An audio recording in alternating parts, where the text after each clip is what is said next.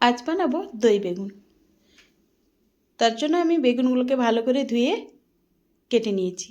এরপরে আমি নুন হলুদ মাখিয়ে বেগুনগুলোকে ভেজে নেব।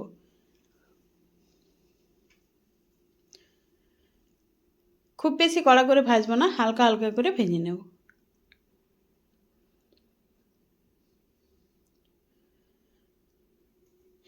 এরপরে দিয়ে দেবো পরিমাণ মতো সর্ষের তেল, আর দেবো শুকনো লঙ্কা, তেজপাতা, কালো জিরে, দারচিনি ফোড়ন।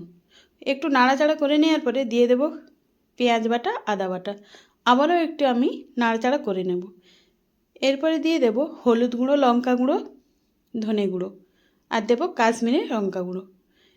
মশলাটা আবারও একটু আমি নাড়াচাড়া করে নেব। এরপরে দেব কুচনো টমেটো।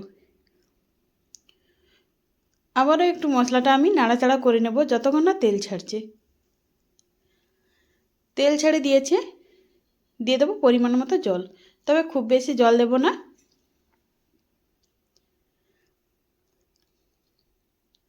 ঝোলটা ফুটে উঠলেই দিয়ে দেবো ভেজে রাখা বেগুন।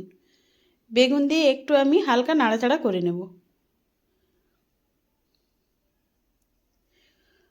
ঝোলটা একটু বেশ মোটা মোটা হয়ে গেলেই দিয়ে দেবো ফেটানো টক দই,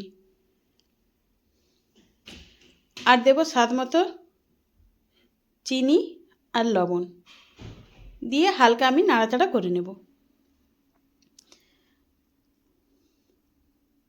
নামানোর আগে দিয়ে দেব কেটে রাখা ধনেপাতা, কাঁচা লঙ্কা,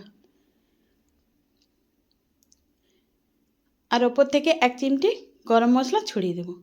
নামিয়ে নিলে রেডি হয়ে যাবে দই বেগুন। আপনি গরম ভাত কিংবা রুটির সঙ্গে পরিবেশন করুন।